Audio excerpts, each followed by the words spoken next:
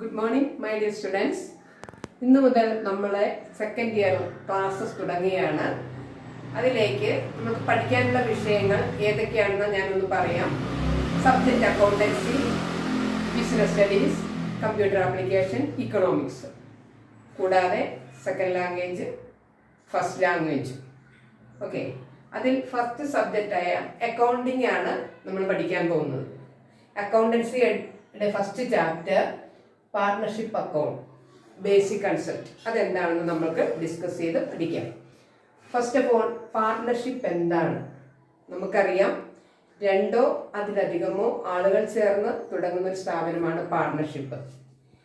Then പാർട്ണർഷിപ്പിന്റെ definition Indian partnership act 1932 section 4 define ചെയ്തിരിക്കുന്നത് എങ്ങനെയാണെന്ന് നോക്കാം. The relation between persons who have agreed to share the profits of the business carried on by all or any of them acting for all.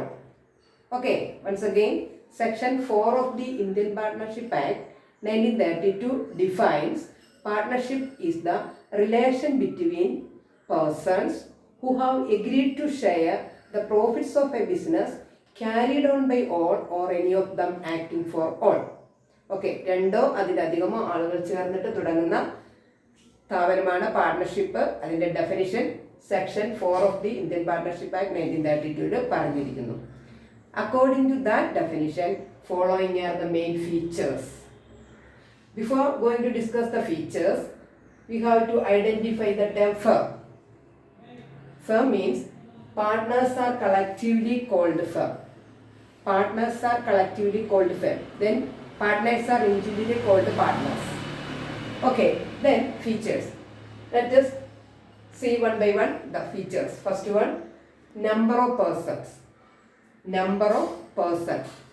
At least 2 persons are required to form a partnership.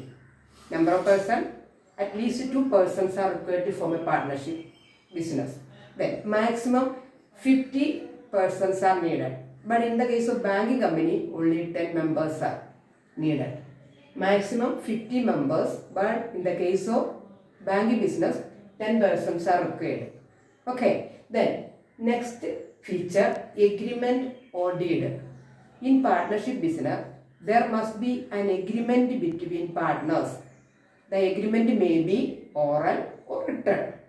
It is better always agreement should be in written. Then we can avoid future disputes.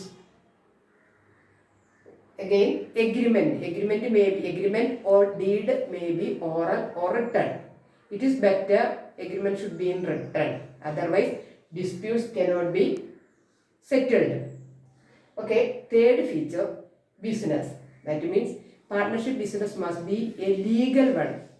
Illegal business cannot be conducted through partnership. So business is a legal one, that means lawful one. Another one, profit sharing.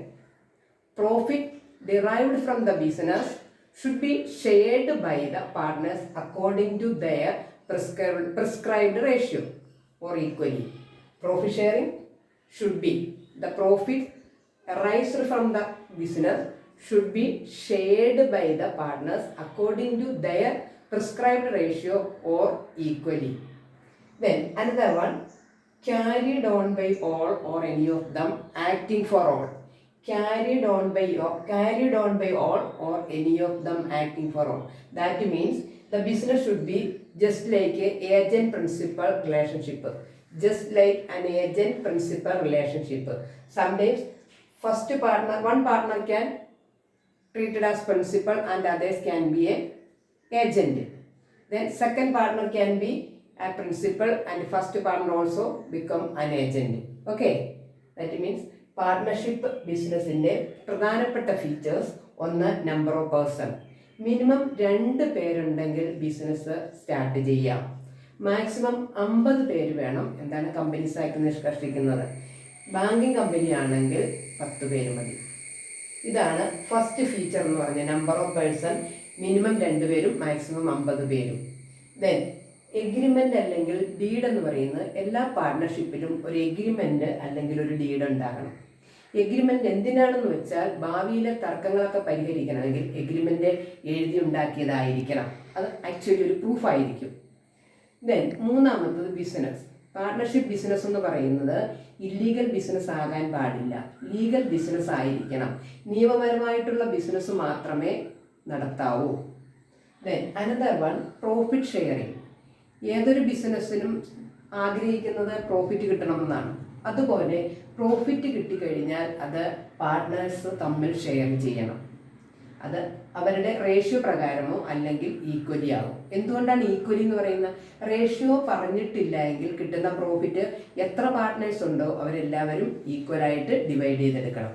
That is profit sharing. Then another one carried on by all or any of them acting for all. Here ഇവിടെ പറയുന്നത് agent principal റിലേഷൻഷിപ്പാണ്. എന്ന് വെച്ചാൽ for example 3 പേര് start ചെയ്യുന്ന ഒരു ബിസിനസ്സാണ് partnership എന്ന് വിചാരിക്കുക, A, B and C. Then എക്ക് വേണമെങ്കിൽ പ്രിൻസിപ്പളായിട്ട് നിൽക്കാം, ബിയും സിയും അപ്പോൾ ആരായി മാറും? ഏജന്റായി മാറും. ദെൻ നേരെ മറിച്ച് ബിക്ക് വേണമെങ്കിൽ പ്രിൻസിപ്പൾ ആകാം, അപ്പോൾ എയും സിയും ആരായി മാറും? ഏജന്റായി മാറും. അങ്ങനെ ചെയ്യുന്നതാണ് ഏജന്റ് ആൻഡ് പ്രിൻസിപ്പൾ. എല്ലാവർക്കും ബിസിനസ്സിൽ തുല്യ അവകാശം ഉണ്ടായിരിക്കുകയും ചെയ്യും. ഇതാണ് ഫീച്ചേഴ്സ് ഓഫ് പാർട്ട്ണർഷിപ്പ്. ഓക്കെ, മനസ്സിലായോ?